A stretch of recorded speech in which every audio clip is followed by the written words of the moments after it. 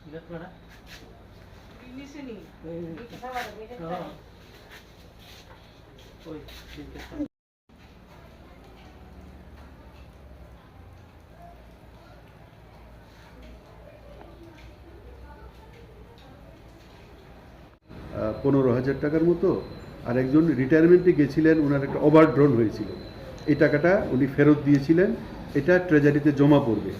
হ্যাঁ, তো এই টাকাটা লকারে ছিল 40,000 টাকার মতো। টোটাল কত টাকা জিনিসপত্র চুরি হয়েছে প্রায় আনুমানিক এখন? এটা ক্ষয়ক্ষতি আসলে ওই যে ড্রোন মেশিনটা, এটা তো ডিপার্টমেন্ট সাপ্লাই দিয়েছে, এটার দামটা তো আমরা জানি না। অটল টিঙ্কারিং মেশিন, যে ইকুইপমেন্ট বাক্সর মধ্যে প্রচুর মেশিনারি ছিল, এগুলোর রেটটা তো আমাদের জানা নেই, রেটটা জানা নেই, এগুলো তো ডিপার্টমেন্ট সাপ্লাই, রেটটা জানা নেই, তবে প্রচুর। জাতীয় সড়কের পাশেই এই ধরনের চুরি কাণ্ডের ঘটনা, কি বলবেন? পুলিশের টহলদারি নিয়ে কোনো ধরনের অভিযোগ রয়েছে কি? অভিযোগ আমি করব না, যে হেডমাস্টার, আমি অভিযোগ করব না। চোরেরা চুরি করে, এটা স্বভাব। এটা শুধু এই স্কুলে না, আমি তো শুনতে পাচ্ছি গতকালকেও বড়জলাও স্কুলেও চুরি হয়েছে, রেগুলারই শুনতে পাচ্ছি বিভিন্ন স্কুলে চুরি হচ্ছে। তো এটা দুষ্ট লোকের কাজ, এটা এদের পেশা, এই পেশার অনুসারে এরা করে থাকে। প্রশাসনের কাছে আপনার কি দাবি থাকবে?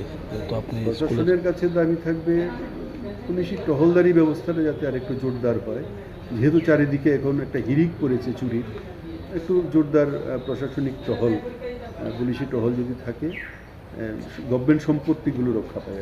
এমনিতে আপনাদের স্কুলে কোনো নাইট গার্ড রয়েছে কি?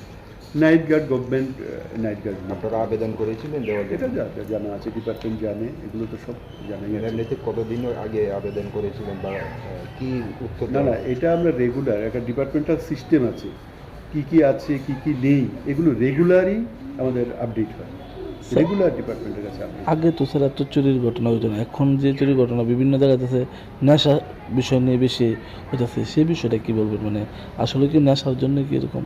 আসলে এই 13টা আলমিরা ভেঙে 40,000 টাকার মতো ক্যাশ যা চুরি গেছে, এবং ক্যাশ টাকার জন্যই সম্ভবত এটা করেছে, কারণ ল্যাপটপ, আলমারি থেকে ল্যাপটপ বের করে টেবিলে রেখে চলে গেছে, ল্যাপটপ নেই।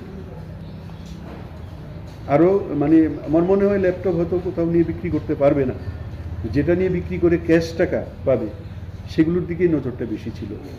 আর এটা স্বাভাবিক, এটার প্রসঙ্গক্রমেই আসে যে নেশার যে বাড়ন্ত, স্বাভাবিক, নেশার পয়সা জোগাড় করার জন্য এটা হতে পারে। স্যার, আপনার পরিচয়টা? আমি দ্বিজলাল দেবনাথ, হেডমাস্টার, নন্দননগর দ্বাদশ শ্রেণী বিদ্যালয়।